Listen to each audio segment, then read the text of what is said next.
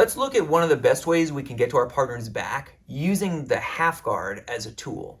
Now, when we're underneath our partner, here, in the half guard position, one of the ways that we often learn how to get to the back involves us staying here, and usually it has to be reactive, where we have a naive partner, and instead of putting in the whizzer, we find that they just have their hands on the floor, okay? And we've either off-balanced our partner and we've gotten that head to the mat, the hand to the mat, and then from here, it's our job to pop out, connect ourselves to our partner, and then climb to the back.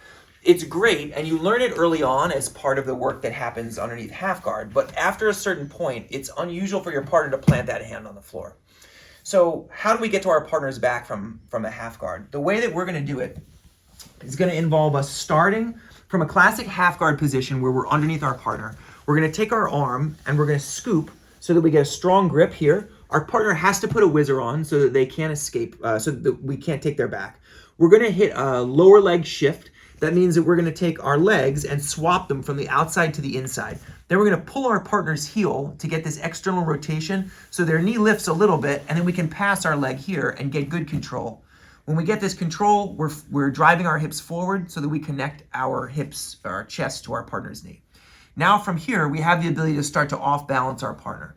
But oftentimes, when you get under here, you'll find that it's hard to take your partner out to the side. They've got a good, strong base. And their base is good, but they're not basing out so far that it makes sense for you to come up to the far side. In a case like this, we'll use this grip either here around the waist, or sometimes if we feel like this whizzer is super strong, down behind our partner's leg, to turn, put our head on the floor, extract our bottom arm, and pop up to our two knees. Now from here, we're gonna take this arm, and instead of recovering back to a tight waist, where our partner can use their whizzer to drive us flat, we'll keep this arm nice and low by our partner's leg. We're gonna give a push into our partner so we get a push back, and then we're gonna limp arm this arm out. To limp arm out, I'm gonna totally relax the arm, take my thumb and turn it up to the sky, and then I'm gonna whip this arm through to be able to clear and now hug my partner's waist.